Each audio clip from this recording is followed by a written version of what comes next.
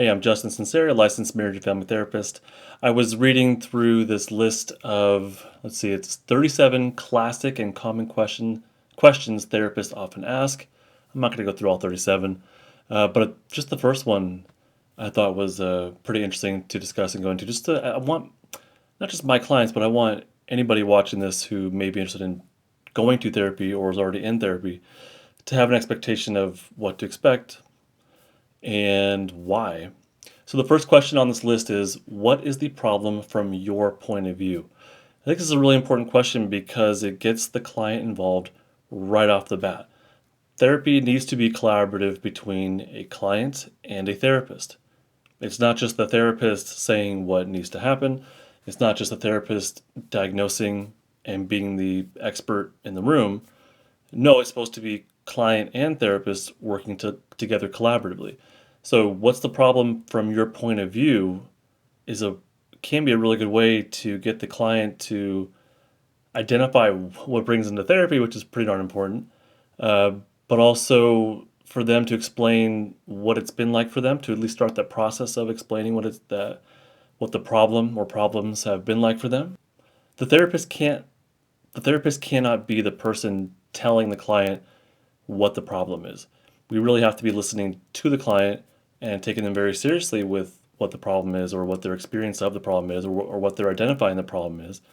And what we think the problem is important. I think it's important to discuss that and to collaborate with the client about what we see. We do bring something to our half of the therapy equation, right?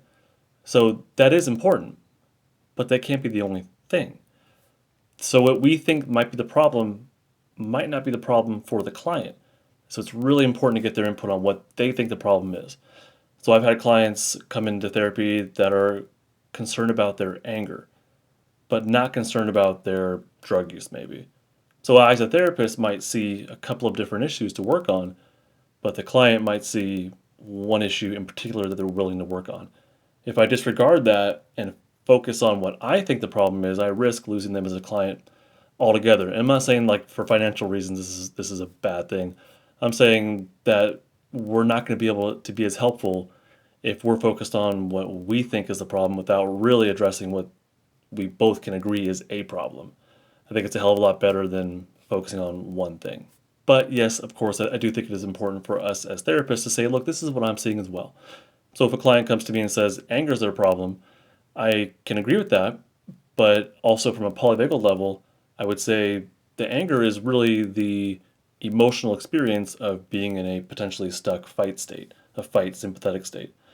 So we're agreeing, but I'm also identifying that it's not just the feeling of anger or the behaviors of anger, but there's other stuff going on an autonomic nervous system level that I think we should address as well. Now, clients who find me in private practice, they already know that I'm kind of into the polyvagal theory, and so that's not new. For clients like the teenagers I work with, they're not aware of this stuff. So these are pieces I can introduce to them as they're ready for it and as they're willing to listen and are interested in and are asking for explanations. I can go to that level.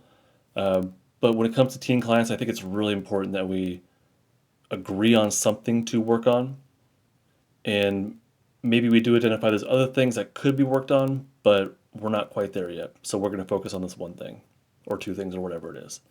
So those are some of my thoughts on why it might be important to ask what's the problem from your point of view. This is a pretty typical question that therapists can ask, and it's a really good way of getting the client involved right away. So if your therapist asks you about that, don't be surprised. And it's a good opportunity to be open and honest and say, this is what my experience is, and this is why I'm coming for help. And hopefully you have someone that hears that and takes it seriously and is willing to meet with you on that level and begin to address those things. If you're interested in working with me as a therapist, you can find out more on justinlmft.com/therapy. There'll be a link in the description. Otherwise,